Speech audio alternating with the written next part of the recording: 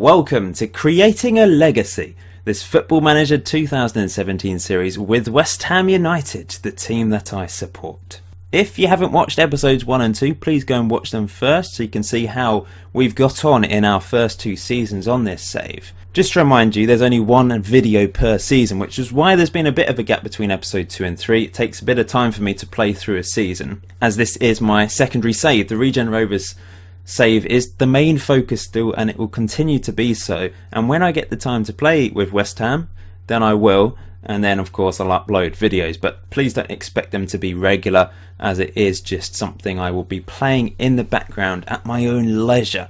But I hope you enjoyed the series anyway, despite the fact it's not going to be as regular as maybe you would hope it to be. Of course, there's probably some of you wanting this to be out every day, but it's really not possible for me to be able to do that. Anyway, let's get on with season 3 then. So we're at the start of the third season. I've already played 1 match, by the way.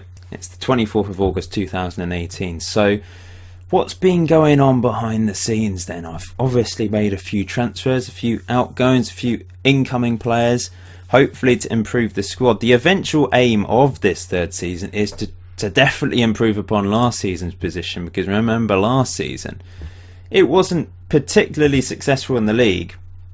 We were very unlucky, losing 2 cup finals at the end of episode 2. If we had won one of those cup finals, I would have called it a successful season, but unfortunately, because we lost those 2 finals, we're not going to be in Europe at all this season. Although that could be a blessing in disguise.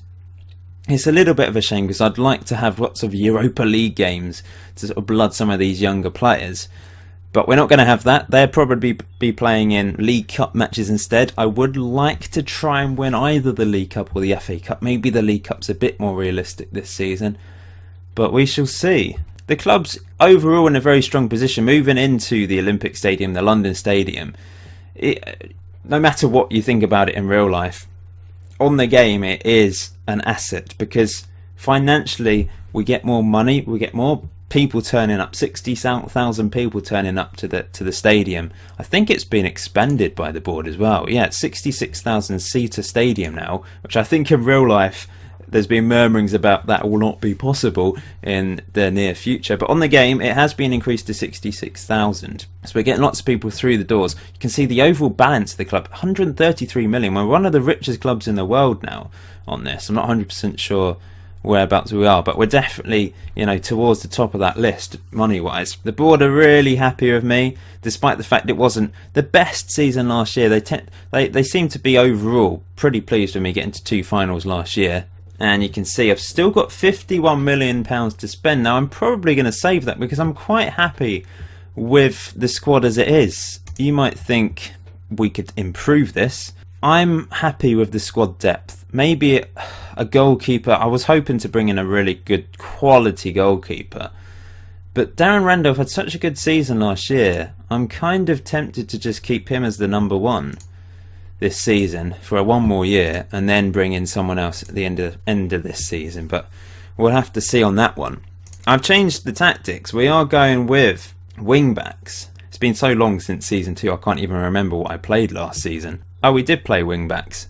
It's still the same tactic. Okay, I've completely forgotten the fact that we were playing this tactic last season as well. But I feel like I've improved it a bit. It's solid, I think. In pre-season we only lost 1 game, and that was against Juventus, who are a strong team. Of course, there are some weak teams in here. We went to China, played a few teams, managed to thrash them. We thrashed August 1st, and this team from Turkey, Genklebirligi. Sorry, I've murdered that pronunciation. Unfortunately, we did draw the first game of the season, 2-2 draw away from home against Wolves, so perhaps that doesn't really bode well, considering we should be beating the likes of Wolves. I'm not sure where we're predicted to finish. Let's just check. Predicted to finish 10th in the league. We drew against 17th place Wolves. Not the best start, but I'm sure we can improve. So transfer-wise then, coming into the team, only 3 players, which you might be a bit surprised by, especially as we have sold quite a few players. we'll go through the sold list first. So I've decided to get rid of Diafra Sakho, £7 million. He's a little bit injury prone, or quite injury prone.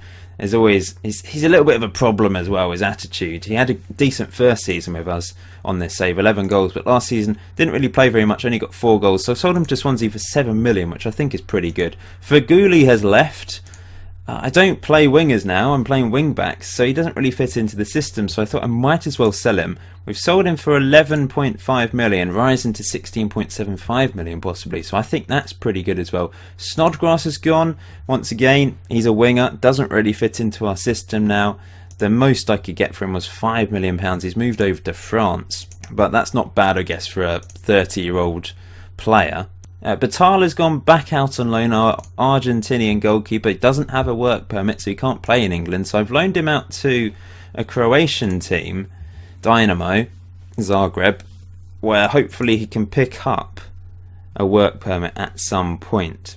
Samuelsson's gone out on loan. I don't think he's going to develop into a player good enough for the first team, but maybe he'll prove me wrong. Harvard Nordvet has gone. Didn't really impress in his 2 seasons at the club. He went on loan to Levante last season, had a terrible time in Spain, but he's gone to Swansea for 3.9 million, possibly rising to 6.25 million. Loaned out a few youngsters as well. Emmanuel Thompson, probably the most notable, a young goalkeeper, hoping he can move on to big things.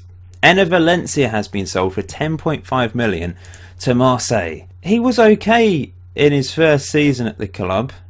Well, in fact, he was at Everton, wasn't he? But last season, he scored 17 goals, which is pretty good. Only 8 in the league. The rest were in, obviously, Europe and cup competitions. Average rating was okay.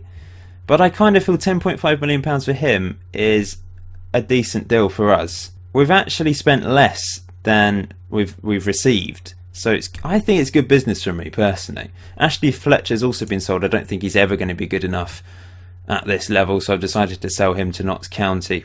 Now, coming into the team then, first of all, Luciano Fontana, who unfortunately doesn't have a work permit. He's gone on loan to New York City for a few months to play in the States. I don't know if he can even get a work permit by playing there. I think he probably has to move to a European club. I'm going to move him probably to my affiliate in the new year when he does come back, but they were the only team that came in saying that they would play him as a key player, and I want him to first of all improve as a player, because I think this guy can be a star. He's a quality player. Hopefully one day it won't be a problem to get a work permit, because he'll eventually get lots of caps for the Argentinian under 20s, possibly get into the first team at some point as well. 20 determination, really good physicals. If we can improve some of these technical attributes, I think he can be a star player. Would like to train him up as a wing back, because we don't play fullbacks at the moment, but that's something that can be done at some point. Charlie Austin is coming for £6.5 million. Now, I know he's a little bit injury prone as well, but I kind of feel that's a bargain. He could possibly score some very important goals for this season. Even if he only scores 5 goals, they could be important ones and well worth £6.5 million. Coming off the bench, I think he's a good option to have. He's not done particularly well on this save so far. I think he's really been second choice at Southampton. Possibly he's picked up injuries as well, but I'm going to put my trust in him. 17 finishing, some very good mental attributes there. I feel he can be an important player for us. And lastly, Miguel Borja, a Colombian international. I really like the look of this guy. He is a target man, but he's got other attributes to him as well. He's not just like an Andy Carroll lump up front. He can do other things. He's very physical. He's not the slowest guy in the world. Finishing's very high. Composure. Look at those mental attributes. Really, really good stuff. I think he will be our top goal scorer this season. I have that feeling he will be. So that's the squad for this season. Really want to blood Reece Birkin, and for him to be, I mean, he played the majority of games last season, didn't he? But I feel like he can be a star player for us once again this year. Reece Oxford will feature at some point. I think next season will be the year he becomes first choice. I'm probably going to let Ogbonna go at the end of the season. He's 30 years old, and Reed is as well. I think we'll keep Reed because he's still got a couple of years left on his contract. But Ogbonna's deal runs out at the end of the year. We'll let him go and then bring Oxford in next season. But it's all unknown at this stage. Anything could happen. Hoping Tielemans can push on this year and be a star. I hope Lanzini will continue to flourish. And up front, Callum Wilson and Borja. I think that will be a quality strike partnership. I really do believe so. Borja scored in his debuts, so I'm hoping for big things from him. So let's get on with this season. The next time you will join me is probably at the end of the season. So you join me on the 26th of May 2019 at the end of the third season. And what a season it was. We managed to finish second with 83 points. 6 points behind first place Manchester United, who finished on 89 points. But 12 points ahead of our nearest competitors behind us, third place Spurs. It was an incredible season. We only lost 3 games in the league. 24 wins. We scored 70 goals. Pretty good defensive record as well. A good goal difference, as you can see there, plus 40. I don't really know. I can't explain how we found this season so easy. We almost won the league. There was an opportunity. We took on Man United towards the end of the season, but we drew. I'll look at the fixtures in a little bit more detail. But Man United were the most solid team over the entire season. You can see they scored a huge number of goals. They scored the most goals. They had the best defence. They did really deserve to win it. We were first briefly for a couple of weeks here, you can see, but second basically for the second half of the season. Man United just stayed top that entire time. In fact, the lowest position they were this season was second place, which is just insane, really. But overall, a magnificent season. Don't know what's going on here. It's glitched out for some reason. I wanted to look at the statistics, but we can have a look in a bit more detail here, I guess. You can see Dybala was the star man for Man United. 30 goals this season. Aguero continuing to score goals now that he's 30 years old. Lacazette for Chelsea was pretty deadly. We didn't have any of our strikers get into that top tier of goal-scoring strikers. But Borja, our Colombian, did do very well. Austin scored a few goals.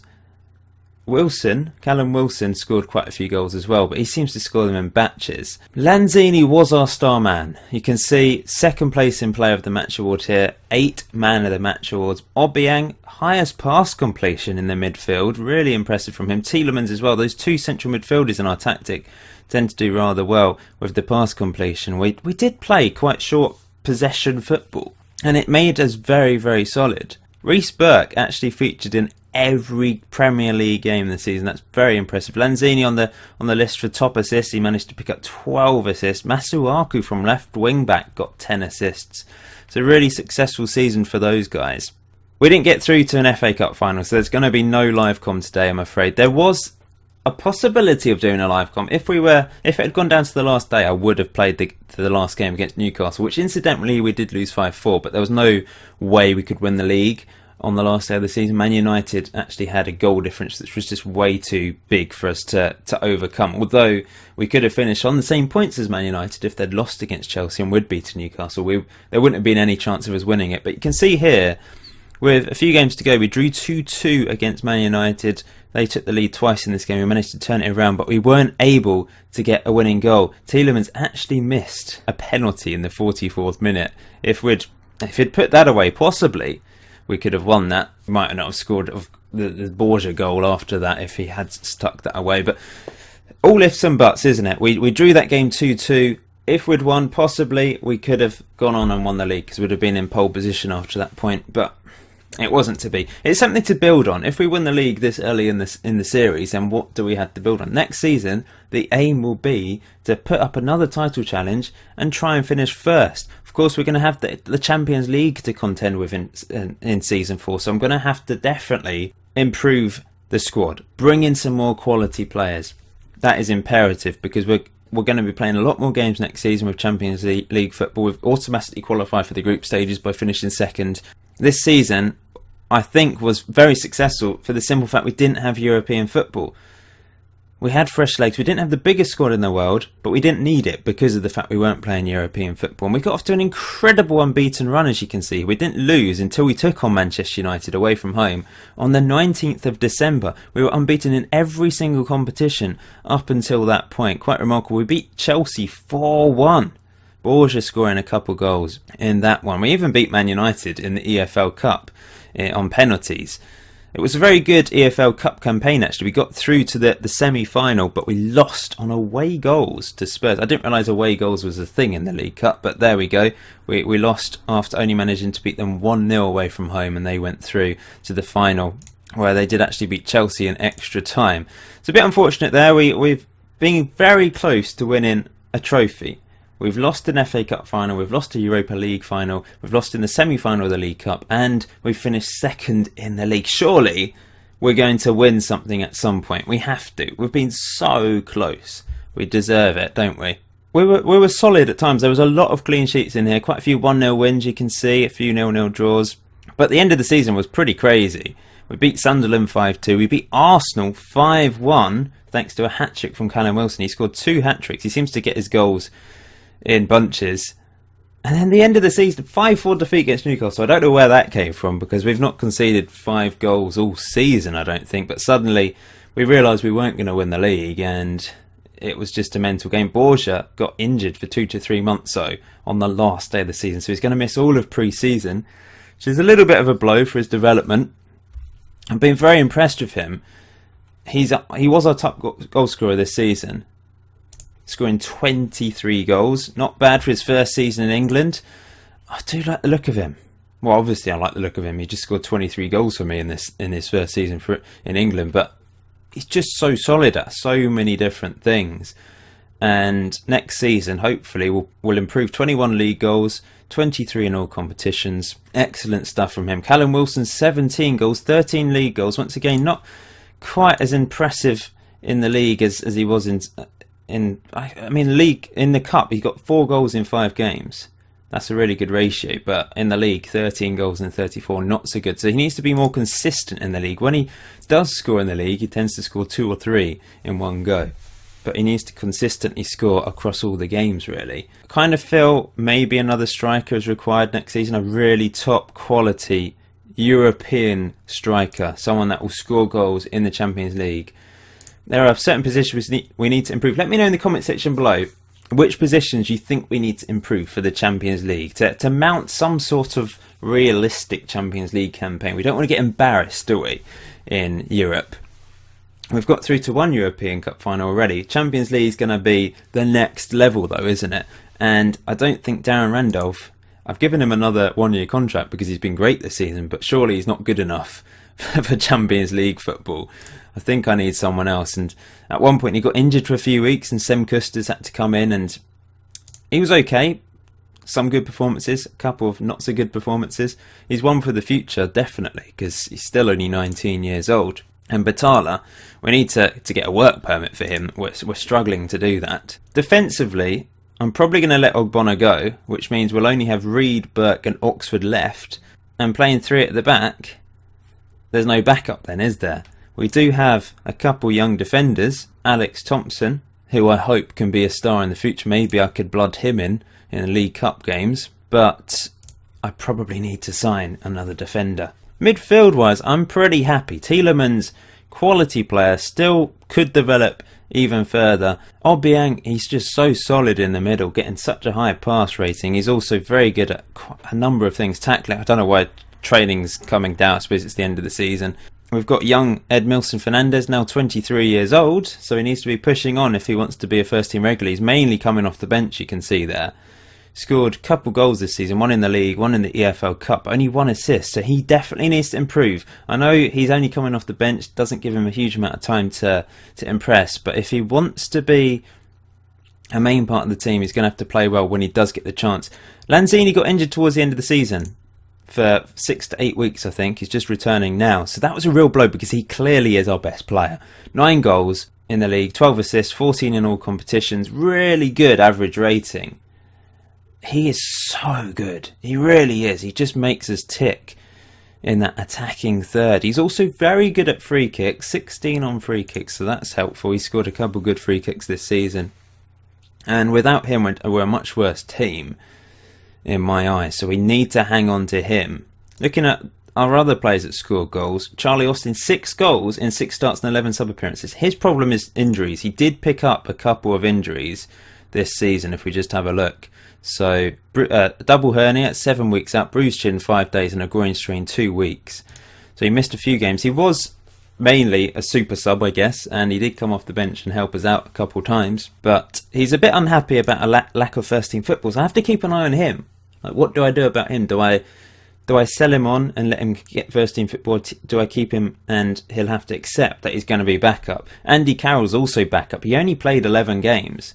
I don't know if he suffered that many injuries this year. He picked up a gashed head and a facial injury. So for him, that was a good season, injury-wise. He kept match fit, but with Borja playing so well, he didn't have that many opportunities playing as the target man. He came off the bench a few times. He had a good goal-to-game ratio, 4 goals in those 11 games that he played, so that's really impressive. Other than that, I mean, all the other players kind of got 1 or 2 goals. So what we did heavily rely on Borja this season, so I do feel we need another quality striker. Assist-wise, Lanzini was top. Masuaku had a really good season at left wing-back. Callum Wilson and Byram also picked up quite a few assists, and Antonio did as well when he played, but he's another player that doesn't fit into the system. He's coming off the bench playing right wing-back or perhaps filling in for Sam Byram, but he's not a natural wing-back. West Ham fans had enough of him at right back over the last season and a half, so yeah, I don't really want to play him there. So it might be kinda to sell him. He has asked to be transfer listed, so that's what I've done.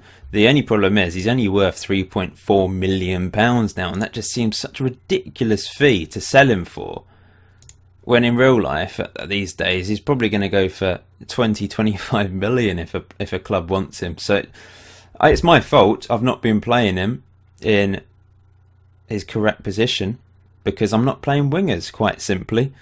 Did bring him off the bench a couple of times up front towards the start of the season, I think, as a target man. But yeah, I'll be sad to see him go because he had a good season last year.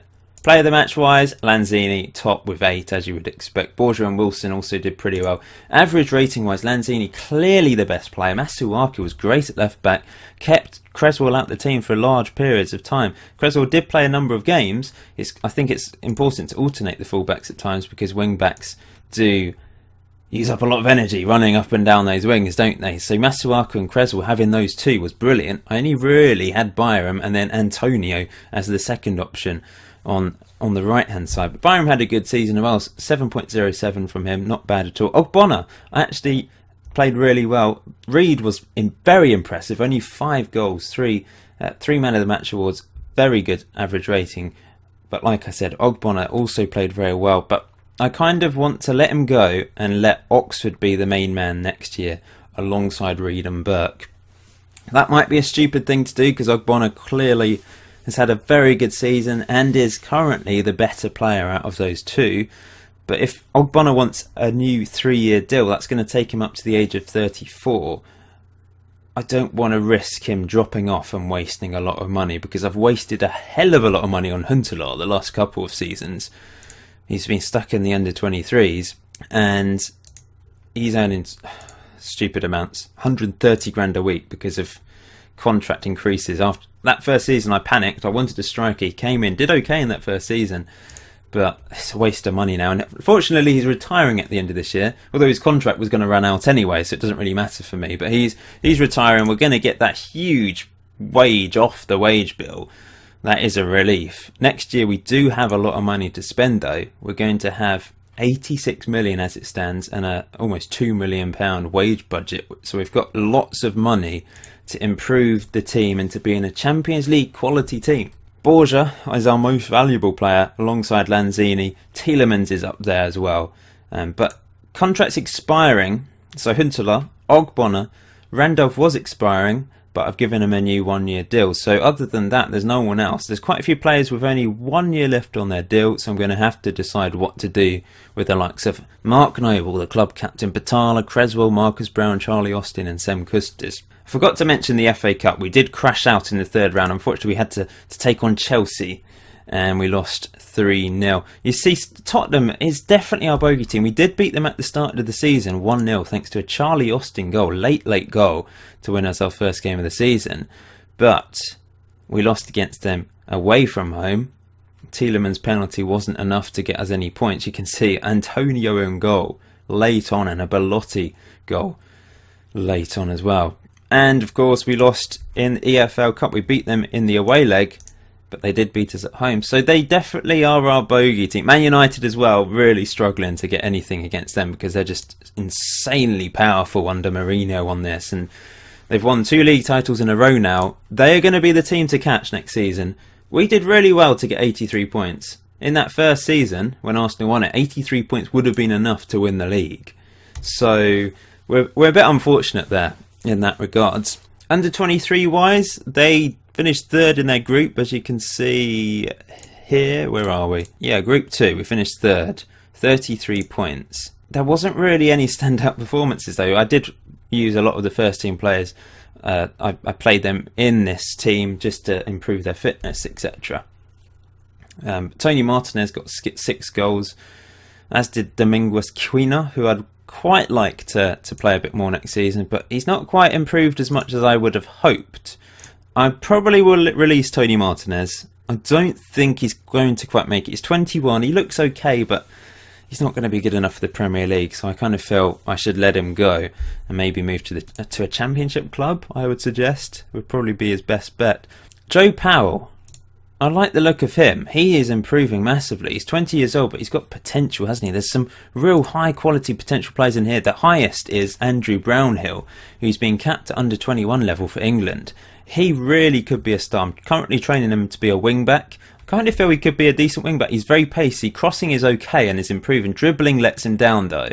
Defensively is pretty good and technique is strong. So that's why I think wing back could be the way forward for him. And of course, with my tactic, that's what I play. I play wing backs. It just worked brilliantly, this tactic. It's very simple, really. We retain the possession, we play out defence, keep it central, but also look for the overlaps of the wing backs. That's why they're able to get clean sheets. We don't play too high a tempo. We just keep it steady, keep it solid.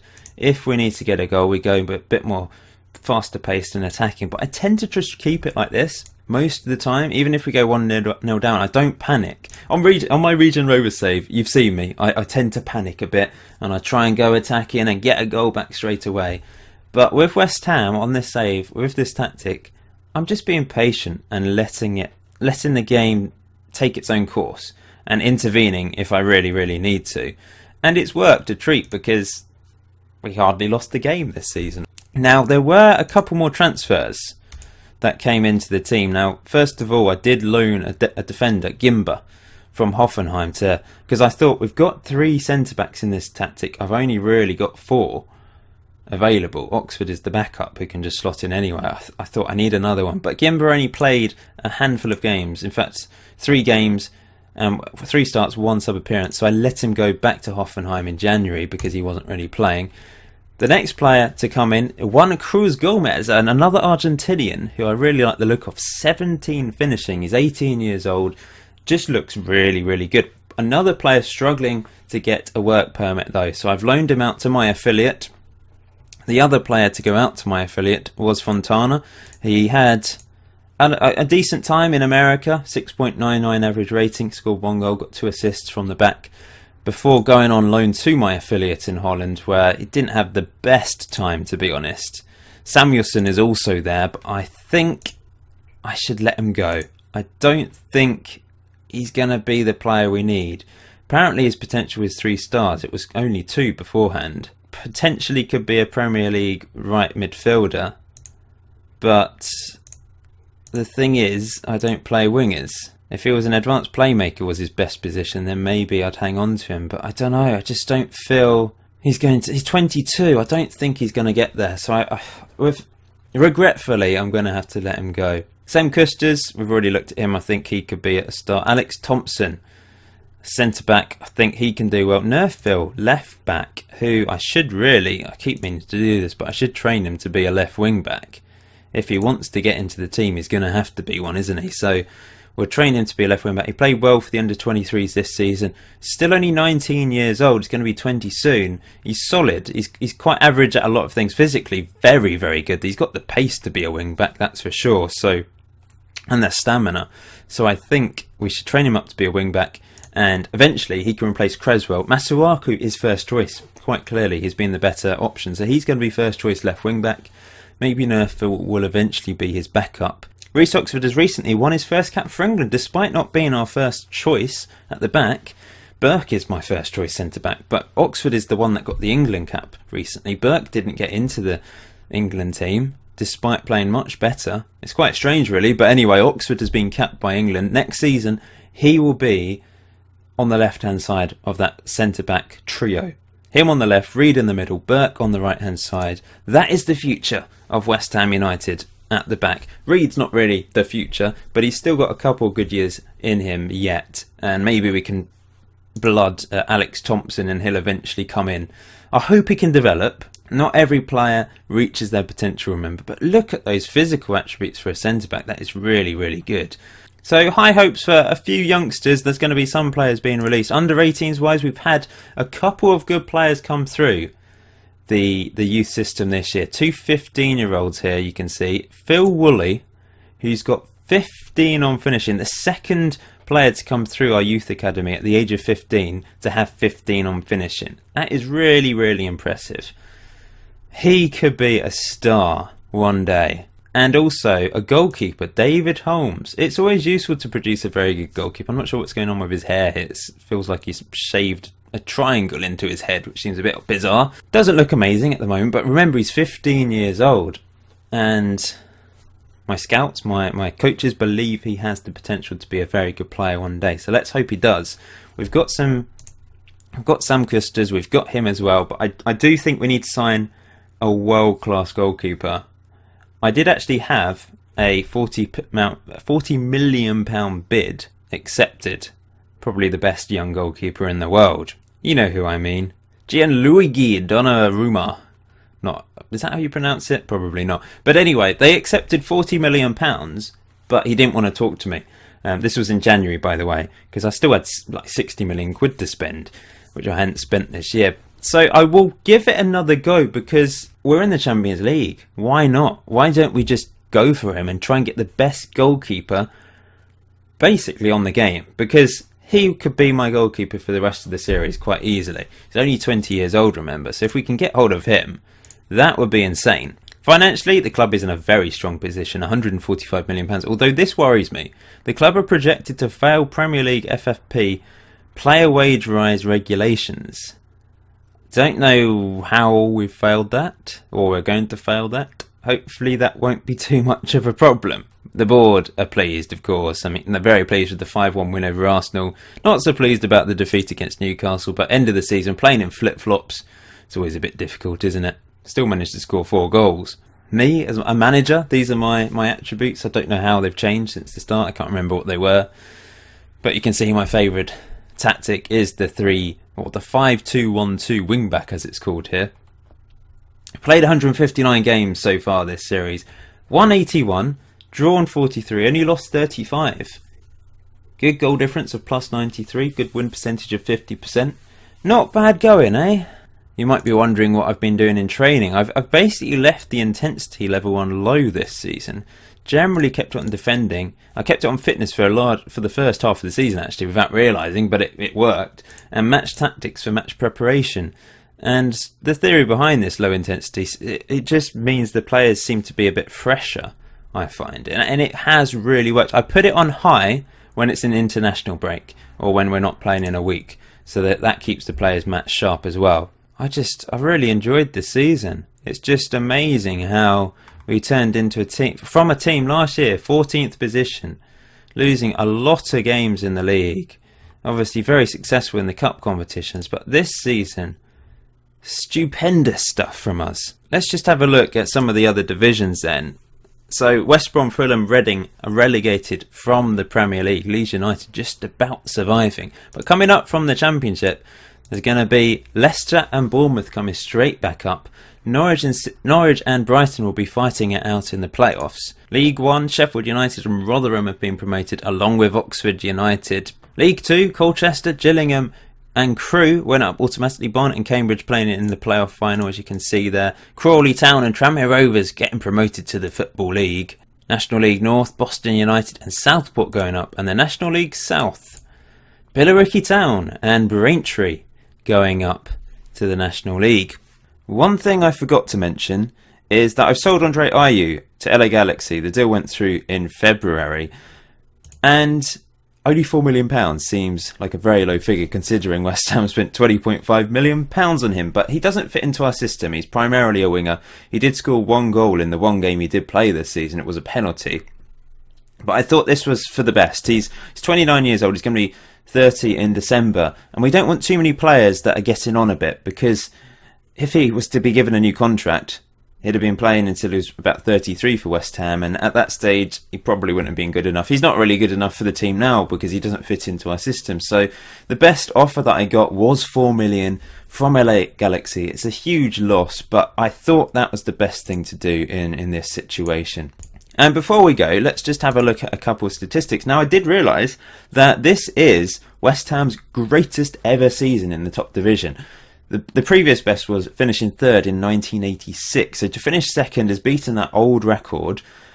Now we have to go on and win the league for the first time ever. West Ham had never won the top division. Lanzini and Winston Reid featured in the Players Team of the Year, which is great. That's really good news for Lanzini. He deserves that, as does Winston Reid. He was very solid at the back and scored 5 goals from the back as well. So really impressive from him. I've tried to sign Gianluigi again, but unfortunately he doesn't want to sign for the club. Despite the fact we've qualified for the Champions League, I'll have another go, because if we can get him, 40 million is a bargain, to be honest. Because how many years would we have left in him? 10, 15 years? Dybala was named Footballer of the Year.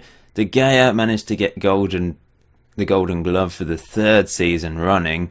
Manager of the Year, Jose Mourinho, who won the league. I think I kind of deserved it. I won it in my first year after a very good first season, but Mourinho's won it twice in a row now.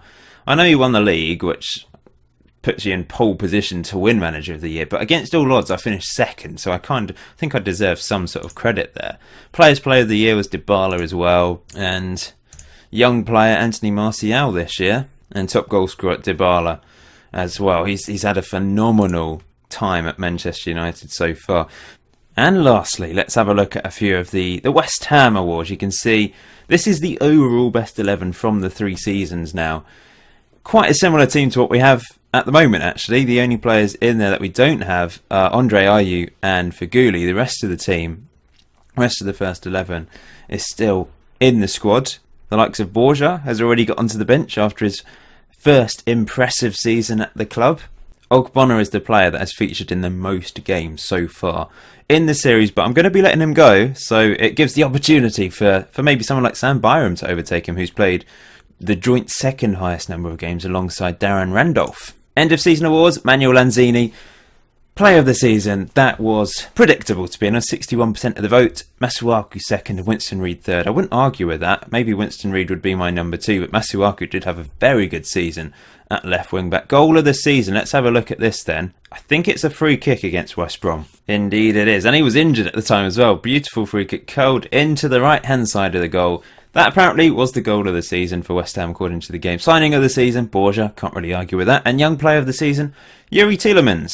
And that's our season review. Incredible season, finishing 2nd. Semi-final of the EFL Cup, losing against our bogey team Spurs. And we lost in the 3rd round of the Cup, but it was against Chelsea. Game of the season, 2-0 win against Man City. Moment to forget, the 3-1 loss against Spurs. So I'll do all of this stuff behind the scenes, but you can see the board are very happy with me. They can't really not be happy with me considering the season I've had. And looking forward to next season. So thank you for watching today's episode 3. Like I said, don't expect episode 4 anytime soon. It will just be a case of when I get the chance to play this save. It might be soon if I suddenly get addicted to it and play it 5 days in a row. But obviously I'm focusing on Regen Rovers. If you haven't watched that series, please go and check it out. We're over 100 episodes into the series, so you've got a lot of catching up to do, but you can always just watch the season reviews if you want to catch up with that. If you haven't done so already, please subscribe as well. That would be very much appreciated. Until next time, enjoy Football Manager 2017. Have a great day, and I'll see you very soon.